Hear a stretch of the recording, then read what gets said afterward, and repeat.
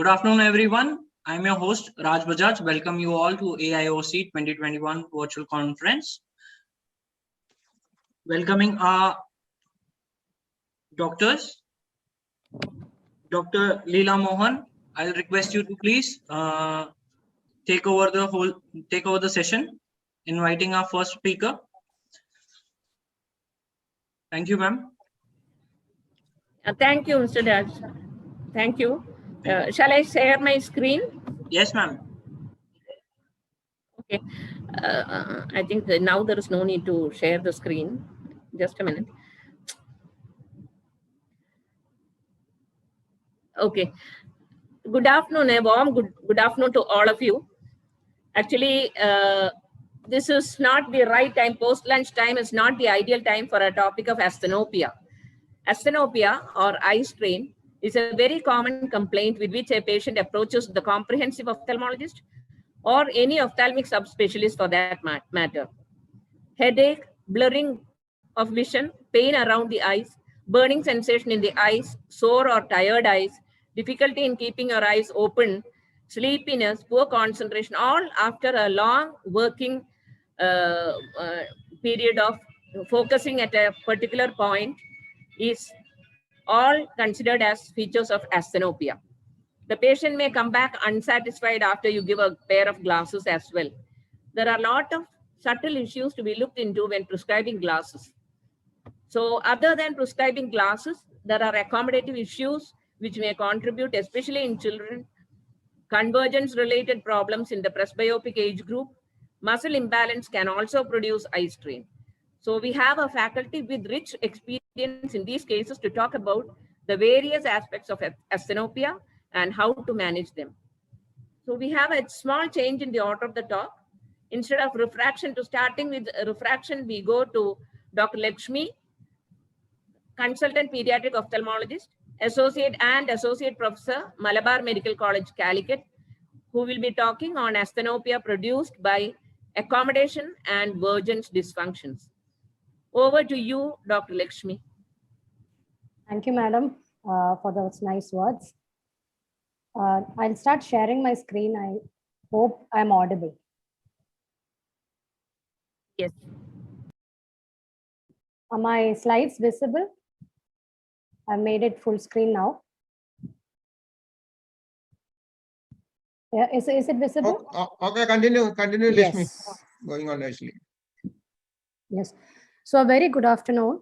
I'll be dealing with Vergennes and accommodation dysfunction, which causes asthenopia. No financial interests. So is it really important to know whether the accommodation or Vergennes is causing the asthenopia? And how do we diagnose and go about it? Because many children we diagnose as learning difficulty, actually they might be having accommodation and Vergennes issues. As well as cricket players or tennis players, they need good depth perception. Accommodation and Vergennes can hinder this. According to the change in visual needs in the present scenario, from a good distance visual acuity and stereopsis, we need an emphasis on near work. And this actually gives a lot of strain on our accommodation and Vergennes, which needs to be sustained without fatigue. The symptoms and signs, as already described, are blurred vision, headache, motion sickness, and all the plethora of signs that we see. And we have difficulty in computer work and near work. And ultimately, it leads to a drop in performance or inattentiveness. So how can we assess this and what is the pathology behind it? We have a fusional supply or a fusional Vergennes ability, which is combating the fusional demand. The fusional demand is the phoria at a given distance. So the fusional Vergennes ability will combat this, and it is bridged by accommodation. It's just like a balance with two plates having phoria on one hand and the fusional Vergennes on the other, which is bridged by the accommodation. So we need a good balance between these two.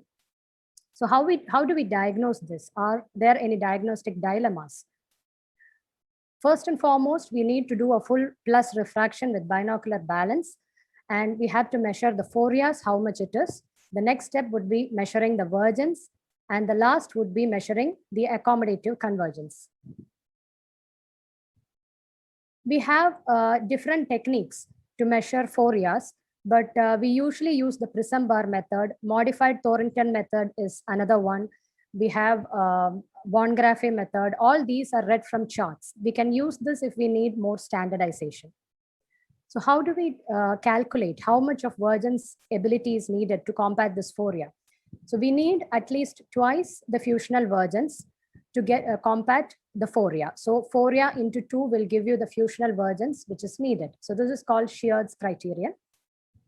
And Virgins, as we all know, is a disjugate movement. There are different types of Virgences, and we all know about how to denote and what is the unit of Virgins.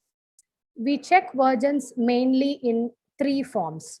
One is the blur, and the second one is the break, and the third point is the recovery. So this will give us an idea regarding the Virgins amplitude. So it can be done either as a smooth Virgins testing when we use the phoropter, or it can be used as a step Virgins testing when we use the prism bar. But these 3 points are mainly evaluated when we test Virgins.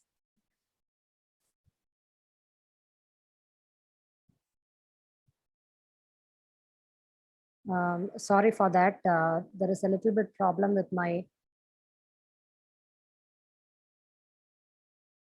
Okay, so the near point of convergence can also be evaluated with the RAF rule. The second part of Virgins evaluation is to check the dynamics of the Virgins. That is by using a flipper. We use base in and base out flippers to test the agility of the Virgin system. So this gives us an idea how much we can stress the Virgin system. And last but not the least, we have to check the accommodative convergence. That is the amount of convergence induced per diopter of accommodation. And this is usually the same from childhood to at least presbyopic age, and it needs to be normal to avoid symptoms of asthenopia. There are different methods. I usually use the gradient method. And depending on these things, we have the Duane-White classification. The phoria for distance and near is calculated with the AC by A ratio, and we classify diseases into convergence insufficiency, excess, or divergence insufficiency, or excess. Virgins anomalies in children need special regard because this can be either convergence insufficiency or convergence excess, as already mentioned. But fusional Virgins dysfunction is something which is more important in children, which results in heterophoria. Convergence insufficiency is actually a widely studied topic, and there are set criteria for evaluating convergence insufficiency. It should be more than 4 prism diopters of difference for near and distance, the phoria. The Sheard's criteria should be failed, and the recorded near point of convergence is larger. It's more than 7.5 centimeters. We can also assess the convergence insufficiency with survey sheets like the CISS survey, which gives a positive result if it is above 16. So convergence excess, as we already mentioned, is diagnosed with the Duane-White classification as well as divergence problems. Pseudo-convergence insufficiency is something we need to look into because we could mistake it as a convergence problem, but it is actually an accommodative problem which is underlying. So at least we should test it with fogging, and +1 lenses should be given to relieve the accommodative strain. Fusional Virgins dysfunction, they'll have a normal AC by A ratio. The phoria will be within normal range, but they'll have reduced fusional amplitudes. Now the second half of the balance system, accommodation dysfunction. Unfortunately, accommodation dysfunction is less studied than convergence insufficiency. More than 50% of the studies are for convergence insufficiency. There is no different questionnaire for children, and most of the studies are for near vision. And the diagnosis of accommodation insufficiency is for the same reason, it's difficult. And the diagnostic criteria are not very standard. And hence, for the same reason, different studies report less than 1% to 61.6% of accommodation insufficiency in their studies. This is the reason for a wide variation in the percentages. Diagnosis of accommodative insufficiency, in the same way as we test convergence, we need to check the amplitude of accommodation as well as the agility of the accommodation system. The amplitude of accommodation is by standard evaluated by the Hofstadter's formula, which gives us the average accommodative amplitude as well as the minimum and maximum amplitudes according to the age. So this gives us an idea of how the accommodation is.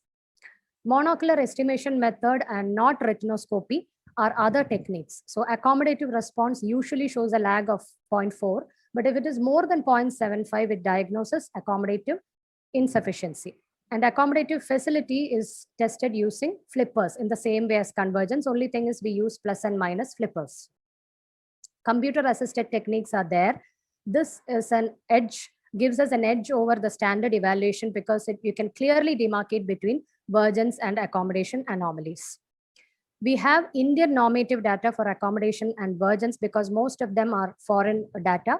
So Indian data is given by the BAN study from Tamil Nadu. Even in this study, convergence insufficiency is the largest studied. Disorders of accommodation could be insufficiency, ill-sustained or in-facility. And most of all, we should rule out any neurological diseases that cause convergence and accommodation insufficiency before landing into a diagnosis of pure convergence and accommodation problems. So how do we treat this, and is the treatment effective? The general treatment guidelines, glasses will be discussed in the subsequent talks. We can give prisms, we can give vision therapy, and surgical correction is another option. So glasses will be described in the subsequent talks. So I'm not going into the details. We just need to check for phorias and AC by ratios while prescribing glasses if they complain of eye strain. Prisms, the basic rule is we follow the Shear's criteria. 2/3 the phoria minus 1/3 the compensating fusional vergence. This gives us an idea of how much of prism correction we need to give. So we can give horizontal relieving prisms. Prisms are also given either prior to vision therapy or as a maintenance for vision therapy. So why do we use vision therapy? It actually improves the amplitude of accommodation, the agility of the accommodative system. It relieves spasm and improves stereopsis, especially in children. There are different types of vision therapies, home-based and office-based. Home-based could be either pencil push-ups using 20 by 60 letters. Variable tranaglyphs and non-variable tranaglyphs are there. They usually employ red-green goggles. Variable hectograms are there, which use Polaroid glasses and printed Polaroid matter. And we have our computer orthoptics random dot stereopsis, which is mainly an office-based therapy. There are other programs which do give home-based computer support as well. We can use the age-old septums and apertures. They are actually good instruments in treating for office therapy. Brock strings, which can be given for home-based therapy as well. And we have meta-analysis, which suggests that office-based therapy with home-based reinforcement is actually efficient in treating these non-strabismic binocular vision abnormalities. And we have randomized controlled trials which have evaluated these two and gives us these data. So thank you very much. Thank you, Dr. Lakshmi, for that exhaustive coverage of diagnosis and standardization of diagnosis of accommodation and convergence. Actually, I would like to ask Dr. Lakshmi and the panel, now that everyone is using a mobile or the computer for even children, students have started using their own computers. I think we should go in for the orthoptic or vision therapy by using the computer. Recently, when going through the dichopic exercises, I saw a lot of these stereoptic exercises freely given in the net through Google search. So I think, what do you say about it? Actually, yes, madam. Actually, we do use computer-based vision therapy. Most of the times we have different programs like Binocs. The main hindrance to computer-based therapy is, I think, mainly the cost factor. The standardized programs which have been evaluated, they are actually very costly and not accessible to the general public. But we have other softwares like Binocs and some other softwares are there, which can be even used from home, and we can support it with office-based treatment as well. And they provide with Binocs actually has evaluation as well along with it. So I think computerized treatment would be the next step. Yes. And even amblyopia therapy, we have the we have certain programs, the Dig Rush games and all for amblyopia therapy. So I think we should actually seriously think about this as the next step. Lakshmi, how much it will Padmaja expense will madam? come? One question, Lakshmi, how much expense you can expect for a Yeah, please. orthopedic clinic or all these exercise machine, all these things? How expensive it is? The expense mostly comes for this software. Software, I think I'm not using the other softwares. I have experience with Binox, but the other softwares I don't have experience. But other softwares, I think about 25,000 per package or something like that. It will be a little bit more costly. I'm not very much aware about the exact amount regarding that. But otherwise, I think most But of there the are lot of free software. free Yes. softwares also freely available in the net. I saw many of them with dichoptic exercises. Only thing you need is a red and green goggles. Yes. If you have a yes. red and green goggles, there are lot of Lots vision of therapy things. units which you can use. Only thing, most of it might not be studied very well, that's all, but they give good results. But most of the other instruments that we use are usually a part of our regular armamentarium, the office-based treatments. Whatever the sign up for. Thank you, Dr. Lakshmi. Okay. Okay, madam, shall I share? There was a time when we used Synopta for summer vacation exercises for children, but time factor is very important for everyone now. Even for students, it is more important because they have some other activities as well. So we use it very, very rarely nowadays. We do use them occasionally. Okay, madam, shall I share? Yes, over to Dr. Professor Anthreos from Jubilee Mission Medical College, very senior, and he is the authority in prescription of glasses. So over to you, Dr. Andrews. Okay, my topic He's the is medical superintendent of Jubilee Mission Medical College at Thrissur, Kerala. Okay, madam, thank you. So I will be talking about tips for proper prescription and dispensing of spectacles. So I have no financial interest.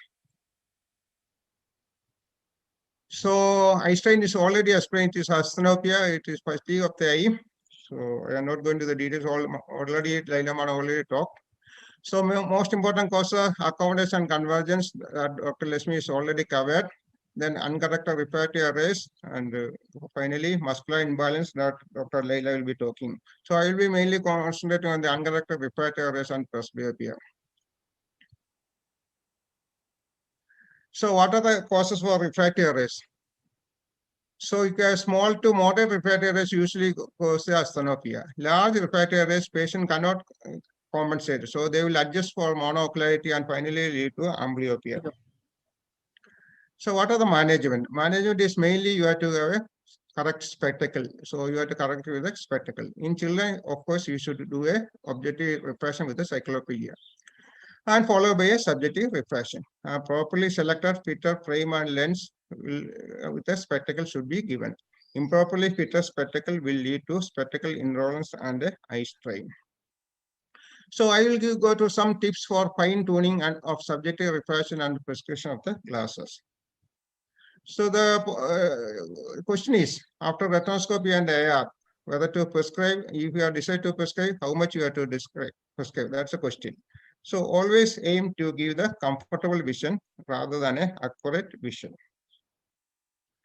So the point number one is always do a preliminary subjective refraction. It can be based on the undilated retinoscopy, your AR reading, or the glass patient is already using, or the myopic fundus, you can have the direct ophthalmoscope, you get some idea of the power, or the signs and symptoms of the patient, or the vision, what is the vision of the patient and the age of the patient. All these factors will help you to have a subjective, preliminary subjective refraction. And you should entirely depends upon the cycloplegic refraction in preschool children. It is cycloplegic retinoscopy is indicated in preschool children. especially the associated with high hypermetropia, amblyopia, or associated with strabismus or young myopes. Do not rely on autorefractometer values in children because AR can give pseudo myopia due to too much accommodation. It may give overcorrection in myopic values, or it can give undercorrective values in hypermetropia. And there's any media opacities, AR can give erratic values. And it is very useful to find out the axis of the astigmatism. But my advice is don't blindly follow the AR readings. No machine can replace human-to-human interaction. So you should have a subjective repression with the interaction with the patient. In preschool children, insignificant hypermetropia can be left uncorrected. Below 6 years, correction can be given if patient is symptomatic or the refractive error is more than 5 diopter or is associated with esotropia or there's a family history of squint. Then you can give the glass. Between 6 to 12 years, even small hypermetropia can be corrected because there's a strenuous work at school, even small. So you should have a small refractive error should be corrected. If there is more than 3 diopter, it should be advised to a constant wear. If it's less than 3 diopter, you can use only for near work. In accommodative convergence, if accommodative convergence squint is also associated with refractive error, you should give the full cycloplegic correction before the cycloplegia wears off. Refracting can be repeated every 6 months because the correction refractive error can change. Depends upon the age. As age advances, they can be changed. So every 6 months, you should repeat the refraction. In young myopes, do not prescribe correction without cycloplegic refraction and should give the weakest concave lens, which give the maximum vision, and never overcorrect myopia. Astigmatism less than 0.5 diopter need not be corrected if asymptomatic. So usually it will not produce any symptoms. If corrected, full correction should be given for children. But adult, it is better to have undercorrection because full correction is not usually tolerated by the adults. Full correction can be given later if required. Avoid minimal alterations of axis if worn successfully for many years. Don't change the axis. Don't blindly change axis based on your AR reading. So if the patient is comfortable with the already using axis, continue with that axis. Here's a point. First, find the axis. Then you can give the power. You can change the power. So the axis can be determined by the astigmatic span, cross cylinder, stenotic slit, or manual rotation in the trial frame, etc. The patient is indolent. You can ask the patient to try rotating the cylinder inside the trial frame. They will rotate and they will find out the axis. That's also a method. You should suspect keratoconus if the astigmatism is progressing. Usually astigmatism is very stationary. Any astigmatism more than 5 diopter, you should investigate for keratoconus. So these are some of the guidelines in the children between the age of 2 to 3. So myopia, you should be correct if they more than 4 diopter. Hypermetropia, if it is more than 4.5 diopter. Hypermetropia with esotropia, you should be correct if this is more than 4 diopter. If it is associated with astigmatism, definitely you should correct if it is more than 2 diopter. If it is associated with anisometropia, you should be very strict. Myopia can be corrected more than 2.5 diopter, and hypermetropia more than 2 diopter, and astigmatism more than 1.5 diopter. So never go by the age factor or the rule of thumb in presbyopia correction. Distant vision is the most important factor. First, correct the refractive error for distance, especially if there is a manifested hypermetropia. Test both eyes separately. One eye can have a refractive error, especially manifest hypermetropia. Myopia patient at presbyopic age, they will be comfortable with the current undercorrection. So continue with the undercorrection so that presbyopia is neutralized. Never overcorrect presbyopia. Overcorrection lead to convergence difficulties and the limitation of range of vision. So better undercorrect the presbyopia. Weakest convex lens which give clear vision, which will give maximum working range. Computer professional require special glasses. I will come later. So the blood sugar should be well controlled before giving the final glasses. A proper counseling is very essential. If the patient is wearing spectacle for the first time, or you are shifting to bifocal or shifting to progressive, Or if you are changing the glass or frame, then also a counseling should be done. If you are changing the axis, definitely you should counsel the patient. Now, the optical dispensing is a lifestyle dispensing, just like your lifestyle. Every patient has a unique lifestyle. That's all depends upon your self-image, your occupation, your leisure activities, your personal values. Lot of factors are there. This is part of their dress code, of spectacle also. As an ophthalmologist, you have a vital role in prescribing the glasses. You are an expert to recommend the right spectacle and a lens for the patient. If the patient is happy and satisfied, they will definitely come back to you. So that's the best reward you can get as an eye specialist. So they will bring with another patient also. So there is a lot of causes for spectacle indolence. Most important thing is the cosmetic. The patient may not be liking the color or shape of the frame, or it can be functional. The children want to get rid of the spectacle. That may be the reason, or it can be a wrong prescription, or it can be a over or under correction, or it can be an improper frame, lens, or fitting, like a heavy frame or lens.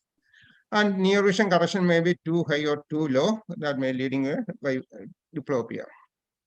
Most important factor is the measurement of the IPD by a optician's rule. That is very mandatory for frame selection, lens adaptation, frame and lens final adjustment, etc.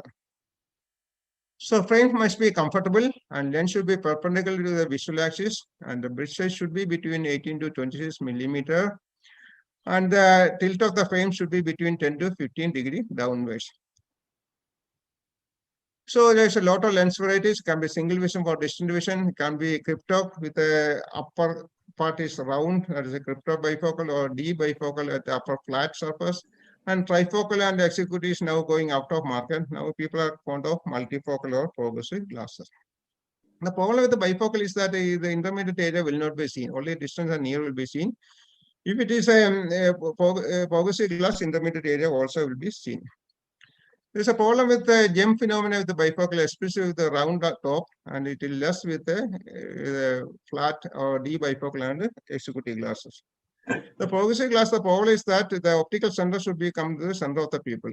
These two engraved circles will be here, that is permanent mark. If you make a line like this, you should pass through the lower margin of the pupil. Then the correction is correct.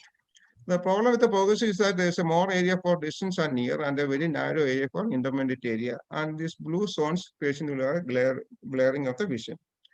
So you should go for instead of conventional progressive, you should go for advanced digital progressive lenses so that you will not miss the traffic signal or you will not miss the football goal during football play.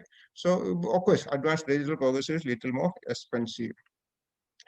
So computer use as a special progressive lens that is called occupational progressive lens for computer wear that have more intermediate area and near and less area for distance compared to a normal progressive lenses. So they are multifocal aspheric progressive design for both near and intermediate vision. So finally, what is our responsibility? Never assume a hostile attitude to patients' complaints. You should think that patient is always right. The biggest insult we have to face is a comment from the patient that my earlier spectacle was better. So you should avoid that comment. Make sure to compare vision with the present glass and the final trial lens you are going to give before prescribing it to the patient. You should compare with both your present glass you are going to give and the previous glass. And ask the patient, give the option to the patient to choose between the two. Let the patient decide whether the previous glass is better or the new glass is better. So that later patient will not come with the complaint that my earlier spectacle was better. So that's all my talk. So thank you very much for patient listening.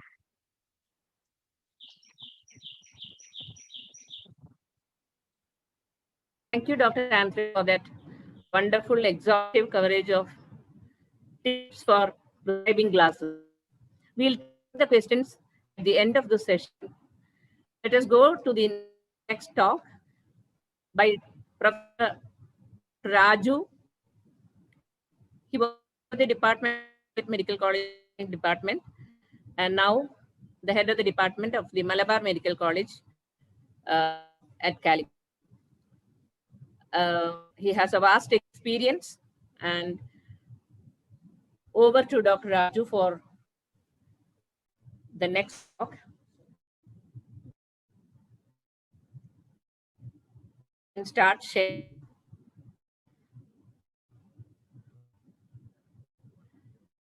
As already seen, there is, we have to pay attention to the minute details of the patient's complaint, prescription of glasses. Now we go to actual retinoscopy, trial of glass, how important it is, and how our meticulous attention to the trial can make a difference in the stenopics. Over to Professor. Thank you.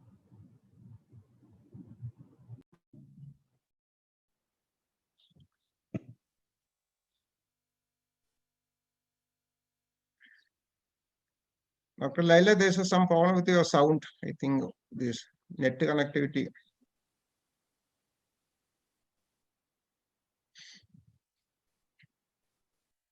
I don't think it's Audible? Yes. Continue, Raju. Thank you. And role of manual retinal.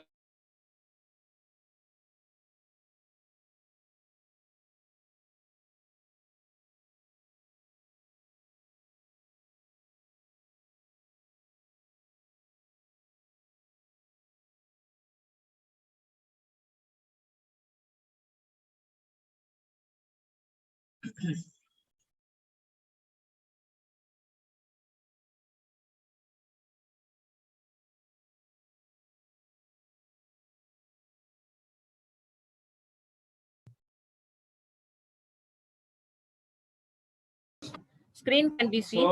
So, Xenopia.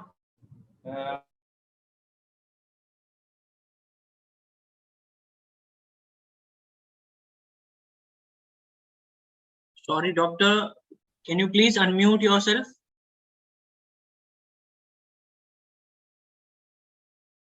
Raju sir, unmute here. You are muted.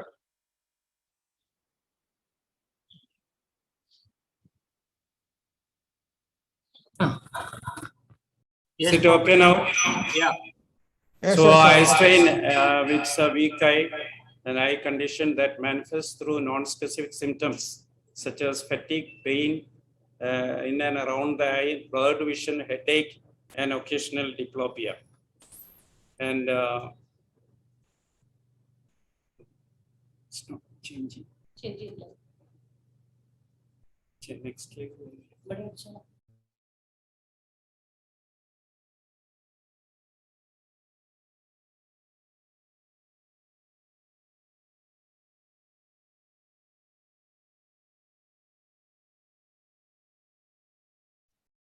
Sir, again, your PC is being muted. Please unmute yourself. Raju sir, unmute ചെയ്തിട്ട് പറ. Raju sir, you are muted.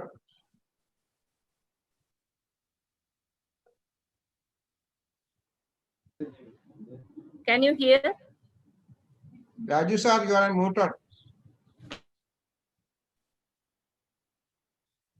Vinod, please telephone him. Mute. Is it okay now? Oh, you start from the beginning. Okay. Yeah, please carry on. If I need to carry. Indicate with the back leg going. It's not going back. ഒന്ന് കൂടെ next ആക്കി കൊടുക്കും. Is it back leg going? It's like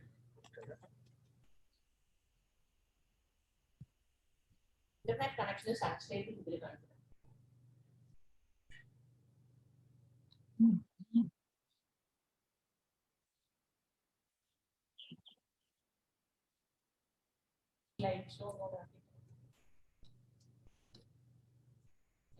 so we are talking about a retinoscopy, and now slideshow. So it could be a reflecting retinoscope, a streak retinoscope, and these are the various indications. Vision not improving with the spectacle if there is no organic causes for defective vision, and suspected astigmatism to locate the correct axis of the cylinder, and children with asthenopia not cooperating for routine vision and assessment. And retinoscopy will now has got in 3 stages. We describe it illumination, reflex, and projection stage. And in illumination stage, the light from the retinoscope illuminate a patch of retina. And this stage is common for all the refractive errors and emmetropia. And this is the starting of the retinoscopy when you can see this is the examiner's side. This is the patient side. This is the principal axis. This is the retinoscope. This is the hollow in the middle of the retinoscope. And it's been tilted, so no light is entering. This is just beginning the retinoscopy. And now you can see the retinoscope is slightly tilted. So a patch of retina is stimulated here. And now you can see that illuminated patch will act as an object on its own, and it will form an image at the far point of the eye.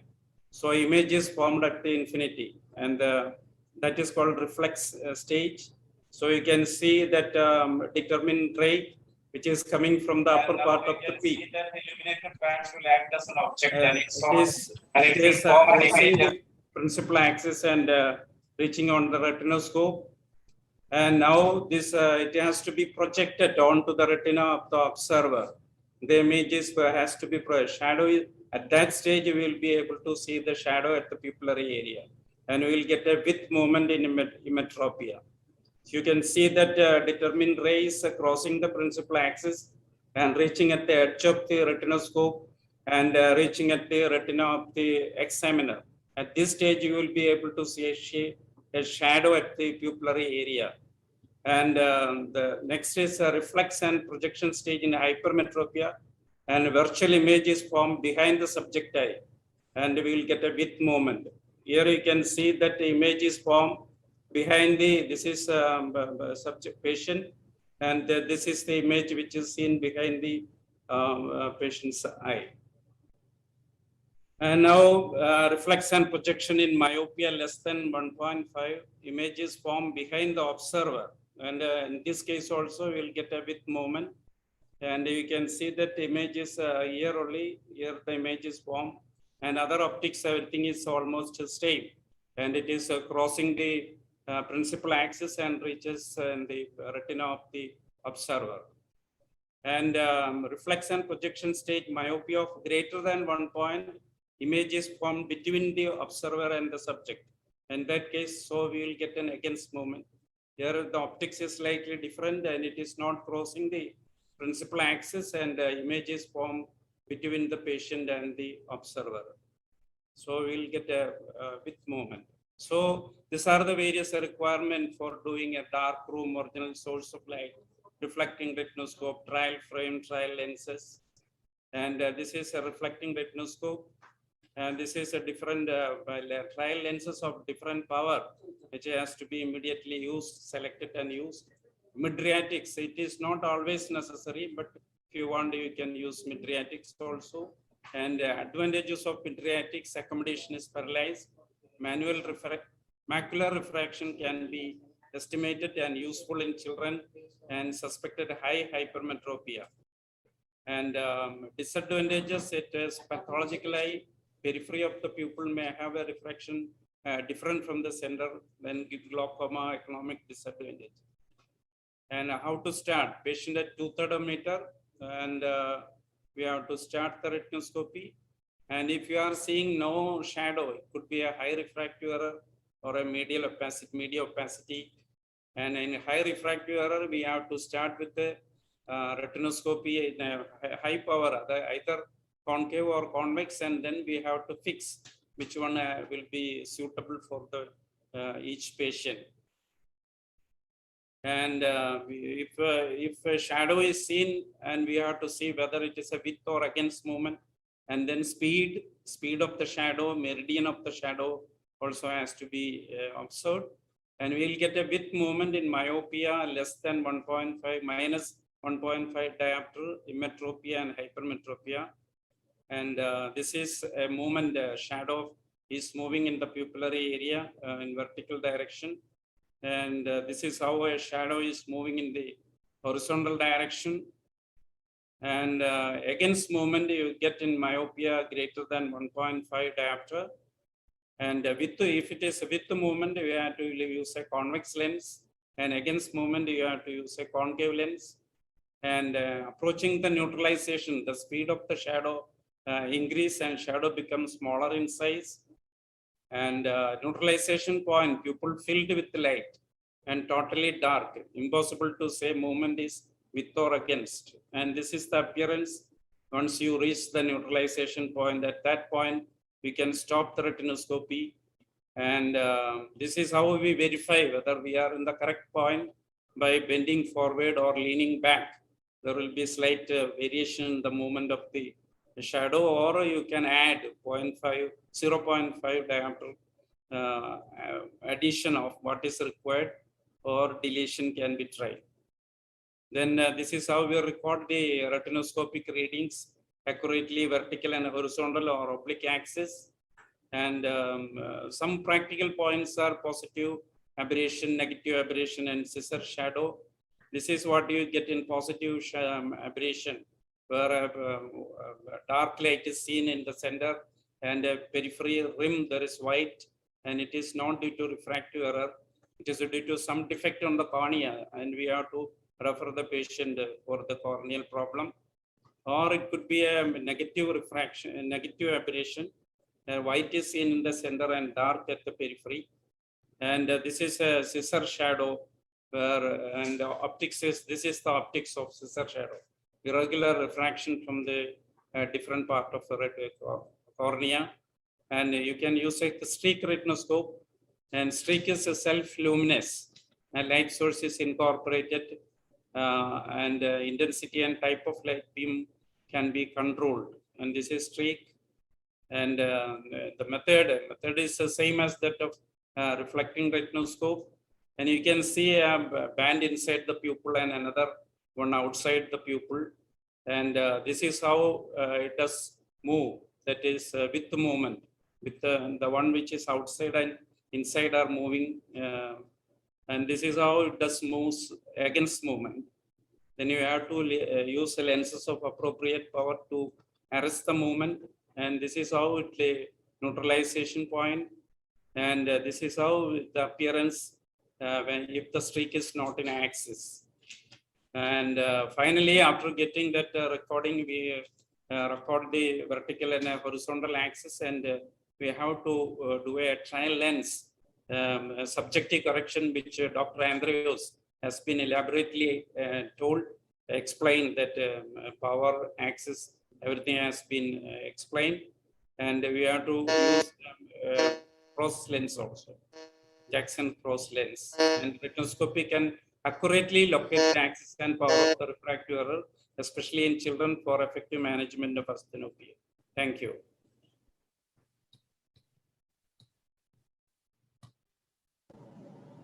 Thank you, Professor Raju, for that exhaustive talk.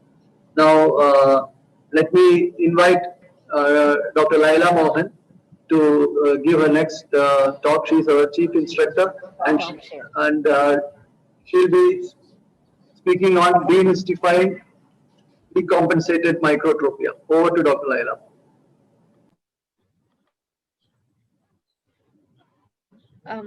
Can you Yes, yes. my slides? Make it a full screen.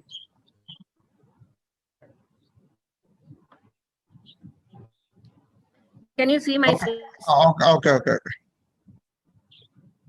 I hope you can Okay. see my slides. Yes. You So, can. demystifying decompensation in microtropia. Can you Madam, little problem with your net connection. Sound is I hope breaking. you can see my slides. Okay, slide can be seen, but the Microtropia or monofixation syndrome is known by umpteen number of names, and it is adapted ultra small angular strabismus of less than 10,000 diopters, 5 degree. Usually it is an esotropia, but very rarely exotropia as well. There may be an abnormal retinal correspondence with a reasonable binocular and moderate stereosis. That's why it is called fully adapted binocular vision. And the general scotoma 3 degree or less and peripheral fusion. They may have an associated larger phoria. Often they are stable, as was shown by Dr. Parks for a very long time, that it is stable when it get cured or doesn't compensate. Recent studies have shown microtropia can be a dynamic condition. Decompensation to a larger tropia cure is shown in about 25 to 30% by Heisenberg, Arnoldi, R, etc. Oh. So coming to the causes of microtropia, it can be a primary, second, or due to a small subtle macular lesion. Primary microtropia can be with entity or without entity. With entity, where the harmonious abnormal retinal corresponding to small angle, there is no movement on cover test. Without entity, when there is a normal retinal correspondence, there is a movement on cover test. Quite often they from school screen with a visual defect either by in one eye or in both eyes. And the commoner secondary microtropia, and quite often after esotropia surgery done quite early, 50% of them have microtropia, and rarely have large exotropia surgery as well. And anisometropia is a common cause of secondary microtropia. They may have amblyopia, but no obvious strabismus. And accommodative esotropia, there is an anisometropia with amblyopia. And small subtle macular lesions can produce small cell scotoma, and peripheral fusion may be there. Accommodative, so come some of the cases. This 3-year-old child with esotropia present OPD, and on examination she had an esotropia of 30 prisms, was fully corrected with +4 +3 diopters. There were 15 prisms of esophoria as well with good stereopsis of 60 seconds. She was lost to follow-up after a few visits, and at 6 years she came back with a right microtropia of 10 prisms, and atropine refraction a large hypertropia of +5.5 4 diopters.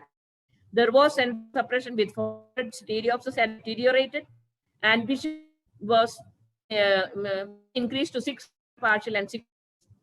But with patching, there was no improvement of vision in the right eye.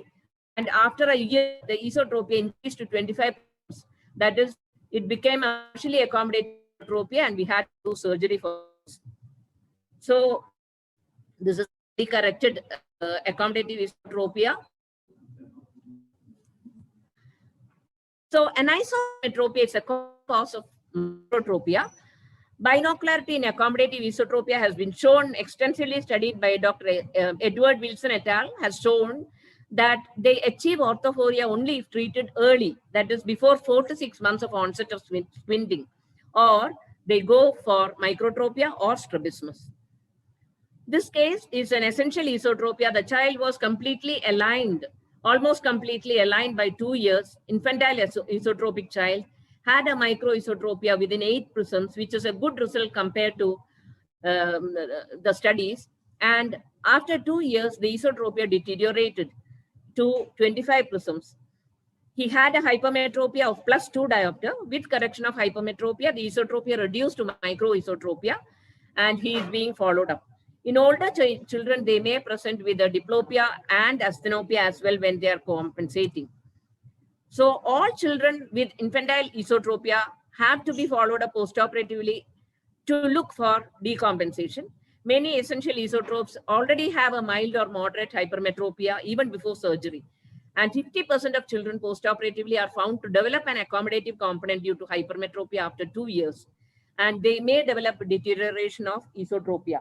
So longitudinal changes in refractive error of children with infantile esotropia and risk factors for the development of accommodative esotropia following treatment for infantile esotropia have been extensively studied by Burke et al.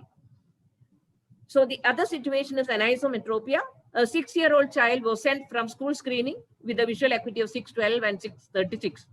Cyclorefraction showed a large anisometropia. Meridional amblyopia was there, -1 at 180 and -2.5 at 180. Vision not improving beyond 618, but with patching he improved to 612, not improving. And left microtropia of 8 prisms was there, and an esophoria also was there. Patching was continued but was not very compliant, and the vision remained at 612 And later complaint of asthenopia and esophoria increased to 20 prisms breaking down occasionally. And later a manifest esotropia of 25 prisms after 2 years. So later surgical correction had to be done for this 25 prisms of esotropia. Decompensating microexotropia is very, very rare. So, when a large angle exotropia is done, it can happen. And this child at 7 years had good stereopsis with 6 prisms of microexotropia and was well aligned till 17 years. And recently she came with a diplopia and asthenopia. And she had a myopia of -1 diopter and an exophoria of 20 prisms breaking down to tropia. She was given the full myopic correction with convergence exercises and anti-suppression exercises. It is covered by the, you can see the, she is given convergence exercises and anti-suppression exercises were given. So coming to the diagnosis of microtropia, visual acuity is abnormal in one eye, usually by about 6'9" or 6'12". Routine cover test may or may not show movement as already seen. Central scotoma and peripheral fusion is seen by various tests. The most important and very easily done is Wirth 4-dot test. You can see this is Wirth 4-dot test done for the near vision. There is no suppression for near because the dots fall outside the suppression scotoma of 3 degree. And here for distance, there is a suppression scotoma because it falls within the suppression scotoma, the dots. So there's a suppression for distance. And another very simple test, if you have a Bagolni striated glasses, you put in the trial set, you can see the central scotoma, central suppression in one eye.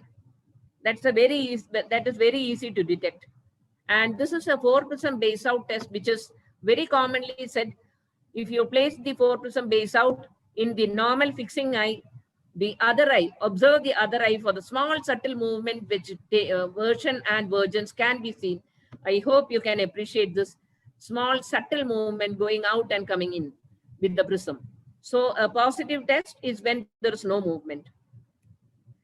So when does decompensation occur in microtropia? There is either a failure of sensory fusion or a failure of motor fusion. Patients, when they have an overwork, when they don't use their hypermetropic correction, a near presbyope who is not using his correction, uncorrected refractive errors, working in dim environments, early cataracts, visual field loss as in glaucoma, all these can produce a decompensation of the microtropia and go for a large angle. And a failure of motor fusion, when a fusional reserve fails. The common situation is in an exotropia where the general condition is very poor and the convergence facility is not, as we have already heard Dr. Lakshmi talking about the convergence amplitudes. So this is an ESO deviation. You can see there is an ESO deviation. So then you put a base in to see whether how much is the reserve of vergence. This is an exo deviation. In this case, you have to place a base out to see how much is the vergence facility. So fusional reserves can be also checked, as already said, with the prism to see whether the using base in prisms for micro ESO and may base out for exo.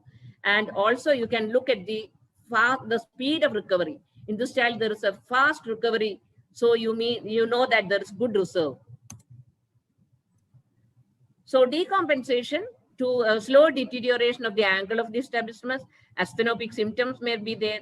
Diplopia may be constant or intermittent. PBCT shows deteriorating deviation with larger angle and fusional amplitudes deteriorate. So what do you do? The cause of the decompensation should be looked for. Working condition, is it due to the bad lighting? Fusional amplitude should be looked for. In symptomatic patients, correcting refraction, presbyopic correction, additional correction at the computer if necessary, especially for presbyopes, can be done even at the age of 36 years or 37 when they are actively with the computer. Orthoptic exercises in exotropy cases, vergence exercises in both, suppression exercises in both exotropia and esotropia, and prisms in older patients can be given. And occasionally, strabismus surgery very, very rarely is required. The majority of patients can be successfully returned to monofixation state by all these means. And to conclude, a proper history for early surgery, glasses, amblyopia management by patching, look for amblyopia, follow up the cases after surgery for esotropia, essential esotropia or large angle exotropia. Follow up is very, very important. And in accommodative esotropia, follow up for deterioration or additional hypermetropia correction should be looked for. Anisometropia, especially anisohypermetropia, to look for deterioration of tropia. And a full refractive correction and amblyopia management is the key to the success of the treatment in these cases. Thank you.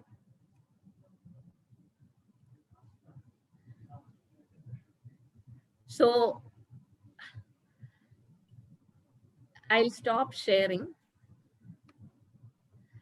Thank you, doctor. It was a very wonderful session.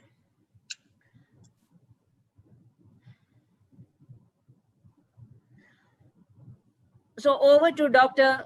Vinod Kumar. He's the director of Sai Darshan Eye Hospital, to talk about the non-ocular causes of asthenopia, which is also very important. It's not just ocular causes. Over to Dr. Vinod Kumar.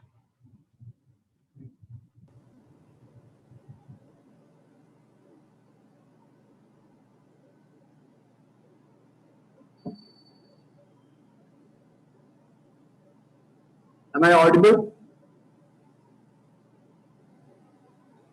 Okay, Vinod. Am I audible? Yes, yes, yes. Hello, am I audible? Yes, yes. Okay.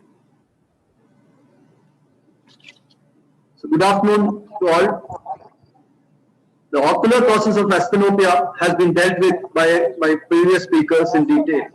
So I'll be touching upon only the non-ocular problems which causes asthenopia.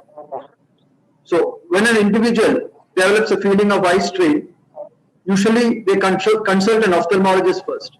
And even after thorough workup, we will not be able to find out any ocular problems associated with the asthenopia. So a detailed history taking is very important, in which we can find out some non-ocular problems which, if corrected, can get rid of his asthenopic problems. No financial interest. So what is asthenopia? All activities require some effort from our eyes, but there are some activities in which our eyes work overtime, like viewing a computer screen, a mobile phone, reading a book, or driving a car for a long period of time. And this is more frequent in this digital age, and especially true for us doctors also, because we spend a lot of time on latest medical technologies like electronic medical records and robotics. So the causes of eye strain, as you know, it is ocular as well as non-ocular. So these are some of the non-ocular causes of asthenopia: posture, lighting, environment, sleep, psychological, sinus infections, hormonal, and pharmacological. I'll be touching upon each one. So maintaining a comfortable posture during work is very important in preventing eye strain.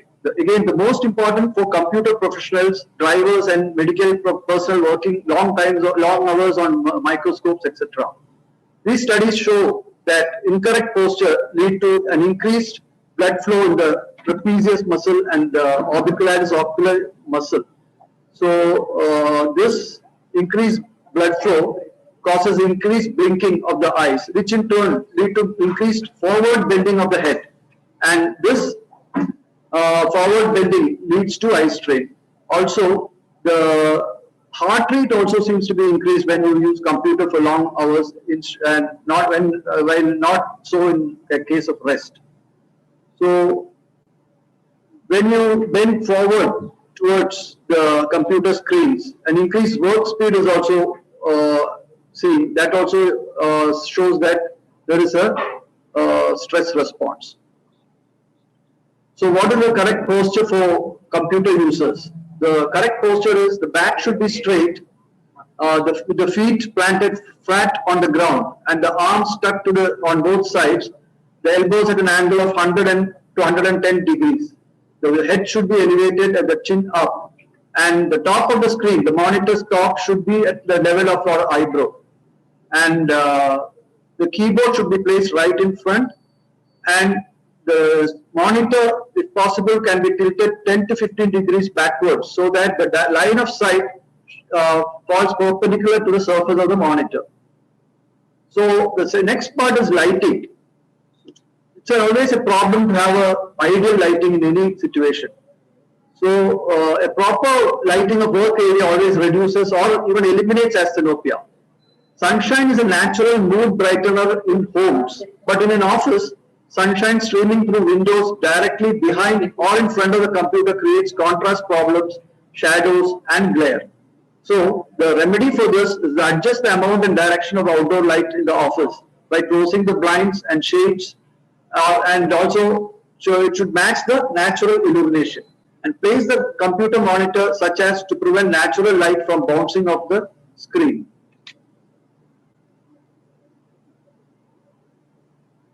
Or adjust the brightness display of the computer screen equal to the office illumination to reduce possible eye strain. Also increase the contrast and use matte screen filter. Anti-reflective coating helps a lot when you use it on the spectacles. The blue blocker lenses are not found to be so helpful. And while doing driving, that is for long distance driving, back support should be good, and the spine should be straight. The head should be straight, it should not fall forward, and should have good thigh support. The windscreen should be very clean, and if the driver is wearing glasses, the spectacles should be also clean without any scratches. And in rainy season, it should always make sure that you have a fresh set of windscreen wipers so that it doesn't leave a mark on the windscreen while wiping. So this reduces eye strain a lot during driving. Also, a good quality sunglasses prevents unwanted glare due to direct sunlight and keeps away the reflected light. And eye fatigue during night driving can be minimized by using night vision goggles. Next is environment. So, dry or polluted environment, like in an air-conditioned room, if it's a dry environment in an air-conditioned room, it can cause asthenopia. So, mostly this causes dry eyes, and this is the reason for asthenopia in an air-conditioned room. So nowadays most of the rooms are either air-conditioned, even automobiles are also air-conditioned. So this is a main problem nowadays. So the main remedy is to improve the air with a humidifier in an AC room, improve the humidity of the air, and the simplest humidifier is a mug of water. And you can turn down the heating or the cooling system to the normal levels, that is the normal cooling system to a comfortable level, and to relocate to a spot that doesn't have the same air issues. And while driving, AC vents of the car should be directed away from the face, preferably below the chin level. Sleep. Next comes rest. Rest is very much needed for every organ to function normally, and eyes feel the lack of adequate rest with symptoms of grittiness and irritation.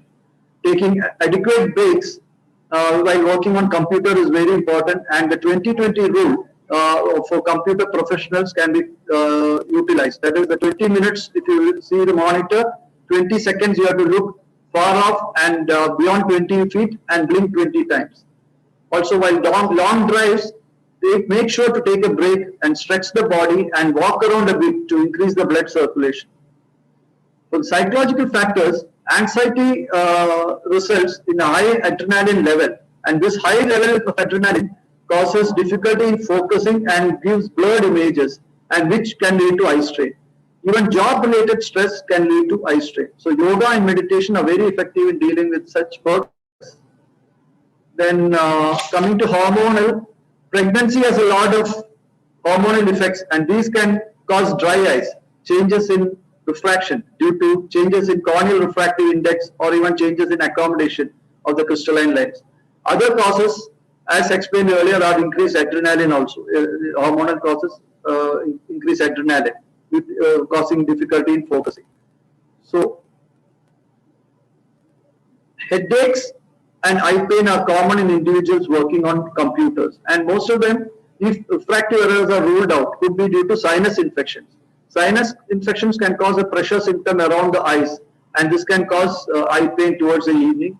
And sphenoid and ethmoid sinus are the major contributors. And a trial of steam inhalation of oral antibiotics and decongestants can be tried with no relief, and ENT opinion is needed. And coming to the pharmacological factors, oral contraceptive pills, hormone replacement therapy for menopause, antihistamines, antidepressants, and isotretinoin for acne. All of this causes disturbance in the tear film, and this in turn leads to asthenopia. So in conclusion, non-ocular contributors of asthenopia can be elicited by a detailed history taking and can be managed by minor modifications of the posture, lighting, or environment, or by medically managing underlying psychological or hormonal conditions.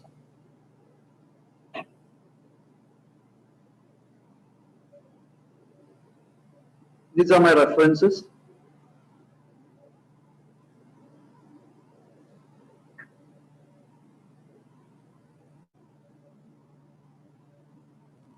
Thank you.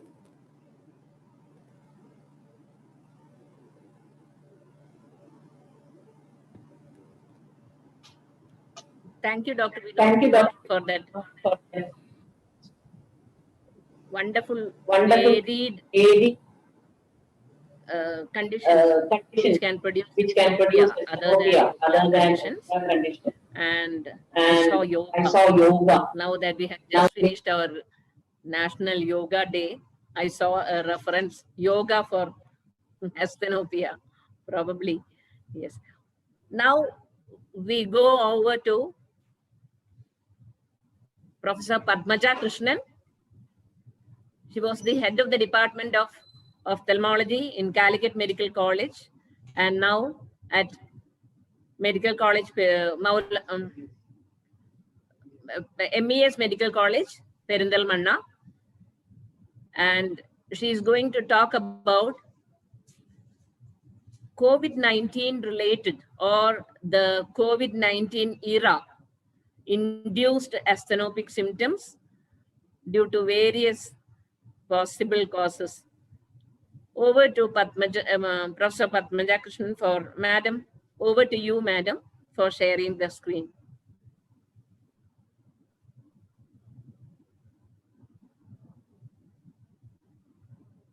She is the faculty at Comtrust Eye Hospital 2, teaching faculty, and thank you, Dr. Laila, the organizers. I hope you can hear what I have to say. The COVID-19 pandemic, which upended all our lives last year, made us necessarily not audible, madam. It's not audible. Okay, fine. Sorry. Is that better?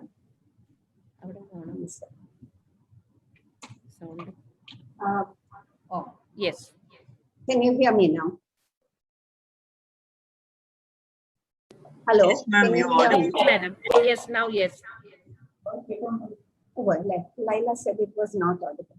Laila, can you hear me now? Can I continue? Yes, ma'am, you're audible. Okay, and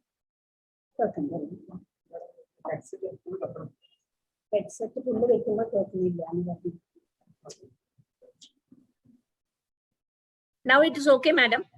Now, okay, I hope you can hear me now. So when this ongoing COVID-19 pandemic upended all our lives last year, it forced us to stay indoors, socially distanced, and all our learning, working, recreation, and communication necessarily went digital. In the initial phase, it was thrilling to look at each other wearing masks, to get this opportunity to stay home and bond with family members. And we thought it was just a passing phase. And the hope was that by the coming new year, we would have a truly happy new year. Nothing of that happened. Now, as you know, the reason why the COVID pandemic has created problems for all of us is because of all the things my previous speakers have made you aware of. We've now been reduced to seeing each other and talking to each other and learning using our digital devices. And we've always known that using the computer for a long period of time, as Vinod as Lakshmi, as Raju, as Andreo said, these have problems for us. I'm going to make life slightly easier for you by not showing you a single other slide. So I welcome you to close your eyes, look into the distance, listen to me by all means, but I have no more slides to share because a lot of what I have to say has already been said, and some of the things that I have to say are equally understood without the help of an audio, without the help of a visual aid. So why do computers cause the problems that they do? Man evolved from being a hunter with having very clear distance vision. So the people who survived would have been the people who had the best vision for distance. And that is what we needed in our distant past when we were basically hunter-gatherers. From that, we slowly became farmers. We built ourselves a home, and our activities slowly came closer and closer. So from needing clear distant vision, we evolved to people needing clearer vision, closer and closer. We learned to write, we learned to read, and then came the age of the computers. And the computer screen, as you all know, is so addicting. This digital interface in all its manifestations, as a PC, as a tablet, as the television screen, as your smartphone, it is really, really addicting. 100 times a day, you would be going back to that mobile in your pocket just to check that nothing is there, which again creates psychological problems when you find that there's nothing very wonderful for you to have seen. So when I talk about the ways in which COVID-19 causes asthenopia, the first in the list, of course, would be a refractive error. And the refractive errors which would cause these problems are obviously hypermetropia, where the attempt to see clearly,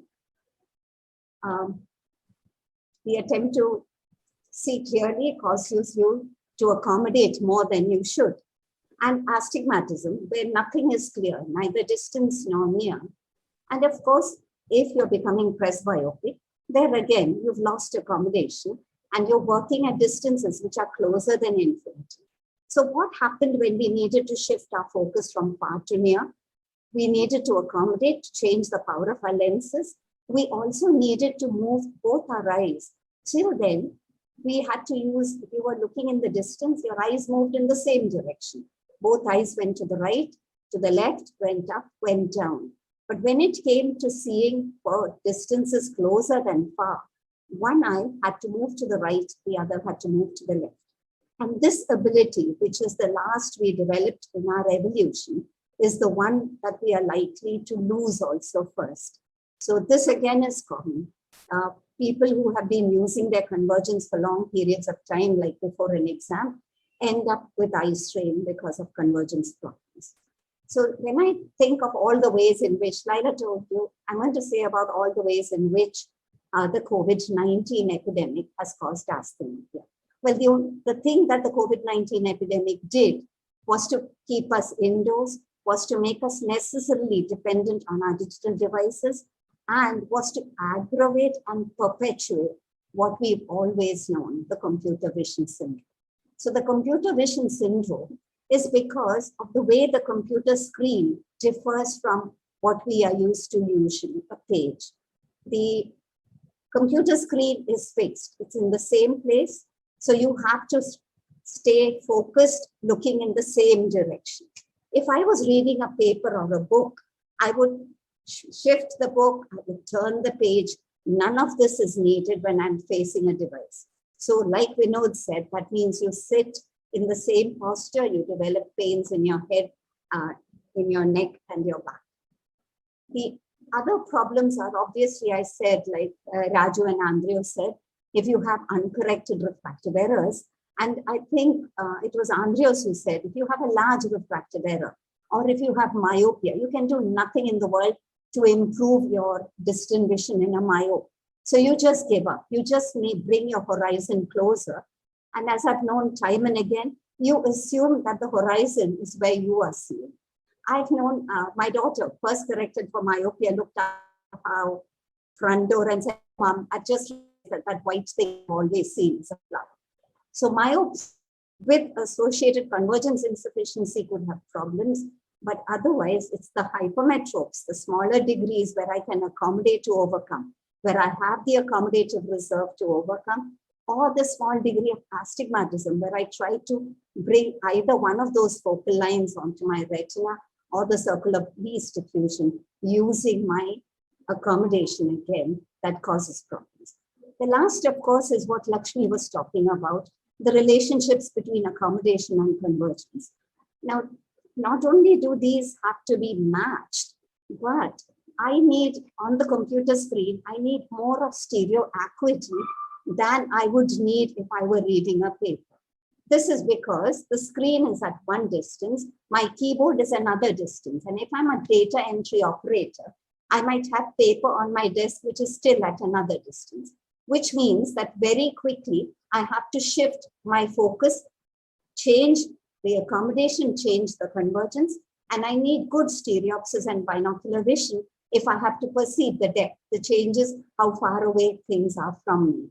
And last but not least, of course, is the fact that when you concentrate on anything, when you're using your eyes, you automatically keep your eyes open, you stop blinking, the surface dries, the eye becomes red, hot, irritable.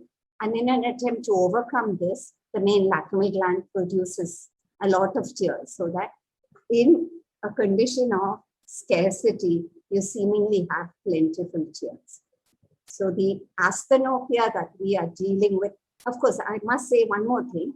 Paper is coming up about asthenopia related to COVID.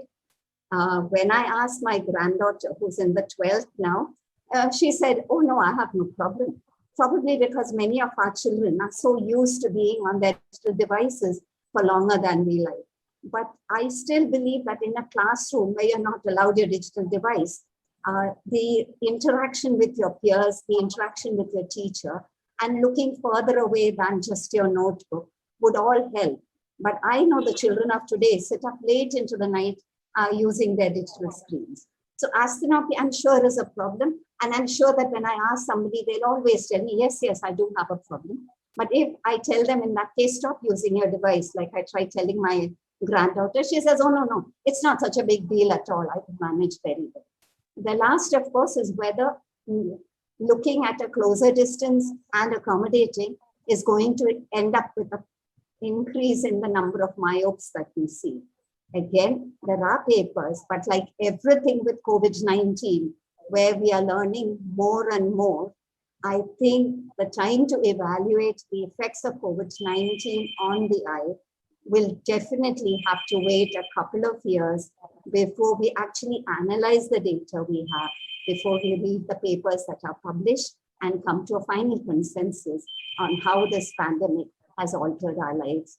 Mostly for the worse, but slightly for the better, because there was no way I would have come to Calcutta to present this. But thanks to the virtual conference, I've been able to present my talk to all of you.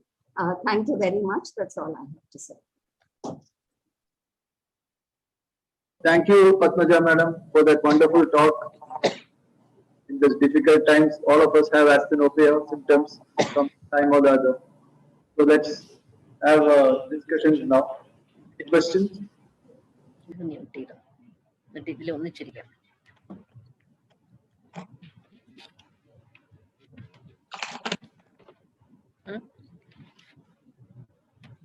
Madam, there's a 10 minutes more. I think we can have some Can interact. you hear me?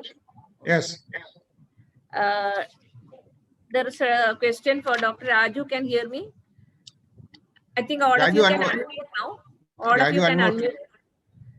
There is a question for Raju, sir. Is it okay now? Yes. Okay. What is the special advice to do retinoscopy when the pupil is not dilated?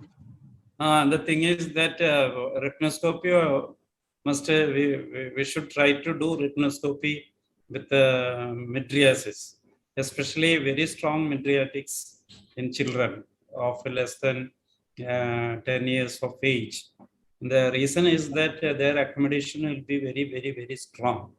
So what we are intended to do is to accurately find out the power of the lens which is required for each patient. And this power in children, we will not be able to see that because they will not be cooperating for the triglass which Dr. Andrews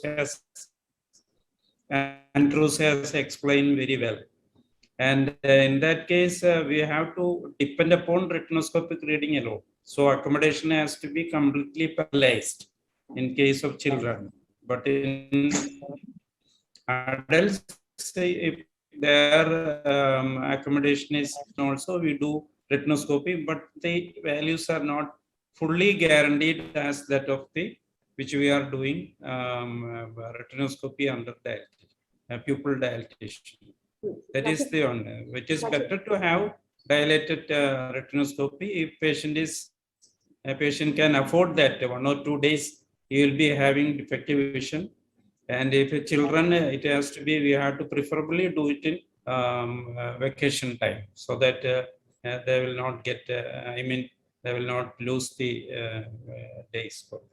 So always it is better, but in suppose patients are very busy and we can, in adults, we can consider undilated retinoscopy. Thank you. Can I add a small thing, Laila, please? Raju, I agree with you 100%. But the thing is, what do you want? You want the pupil to dilate and you want the ciliary muscle to relax. Now you can achieve both these if you dim the light and ask the patient to look far away. I don't know whether that is what the questioner had in mind. Of course, this is possible only in people who are cooperative. Young children will always look at your face. They will always look at what you're doing.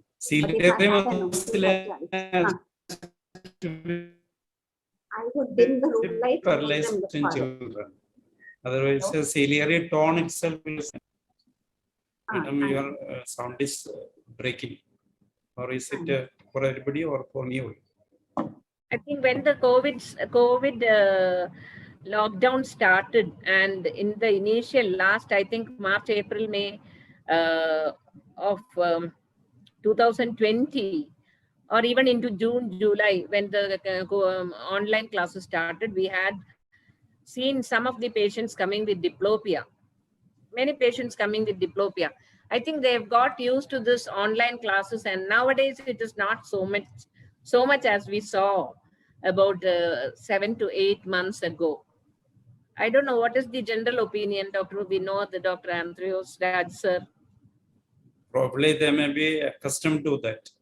Used on to that, there is no alternative. So, Dr. Vinod has been advising so many things. Probably they may be getting the advice like that, holding everything at a distance and the sitting position has to be altered. And because previously they were not that much using this device. Now everybody is aware of that. So we know explain very well in his talk how we can prevent that. That may be one of the reasons. Okay, I agree. Children, it may be there, but we have done a study among the medical students, 500 medical students. The eye strain due to too much of e-learning or computer learning, because nowadays we are taking class by Zoom last 3-4 months. So we had a study, but nobody complained of diplopia. Of course, the medical students are between the age of 18 to 23, but nobody reported with mainly eye strain, headache, some irritations, something like that. And change the refractive error, change the glass, that's the main thing we have noticed. So myopia has increased with this. But children, nobody came with the diplopia. I have not seen a patient with diplopia. Of course, as Dr. Raju told you, maybe keeping the mobile, most of them are using mobile, they are keeping too close and everything, that may be the reason.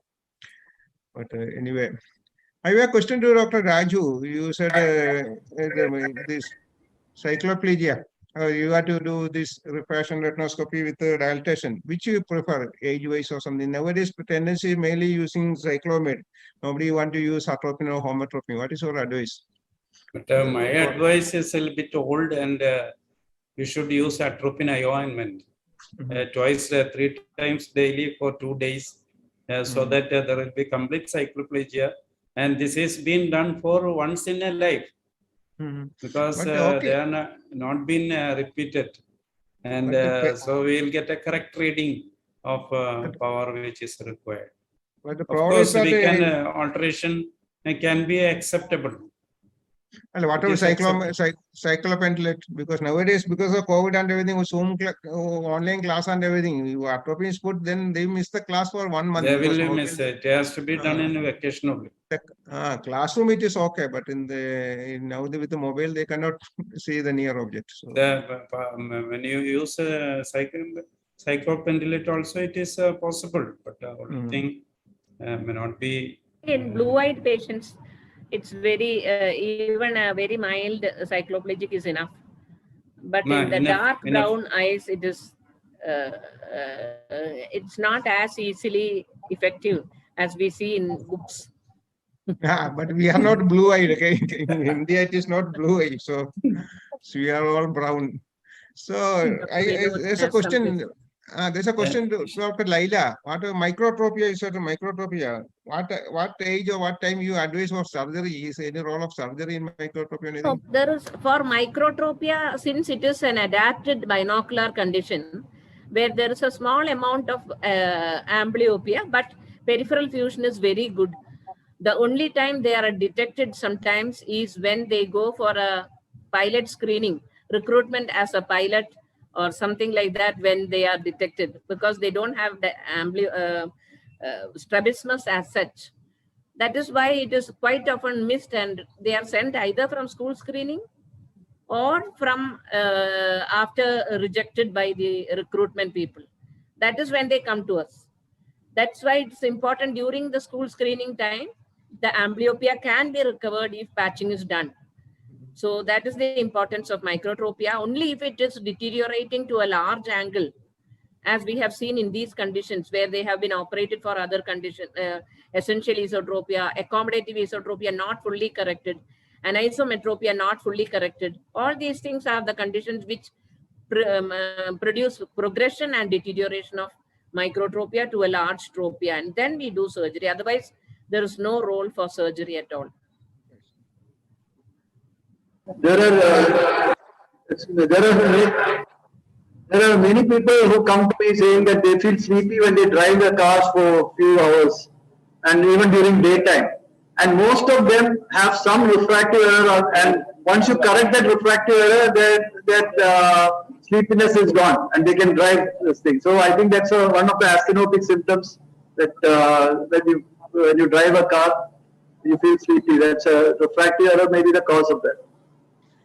So Yes, driving is we also have, on heard that complaint of sleepiness.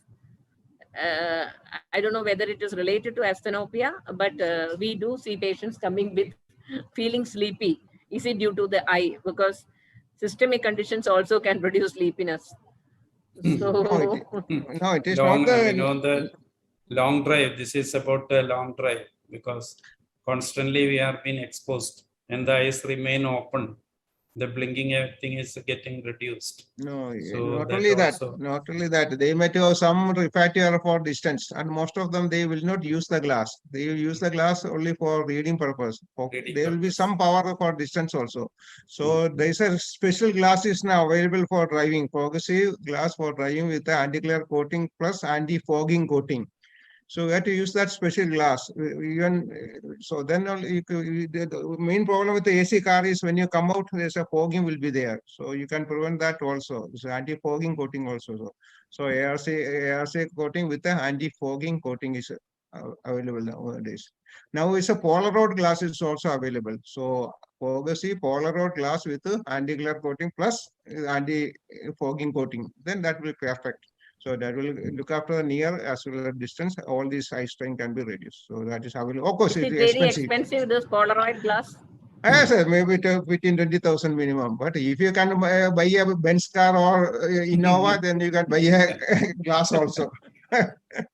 So I think our time is ending 1 second Yes. only. Okay, all the best. We are done. Okay. Thank you. Thank you very much. Thank you to the IT people and the team, Laila Mada and everybody on the team. Thank Also, you. IT Thank people you, are thank you. wonderful. Thank you, doctors. Thank you, Wonderful everyone. session. Raj, Thank you, each and Raj, every doctors. thank you, Raj. Thank you so much. Thank you. Yeah, thank Thank you. you.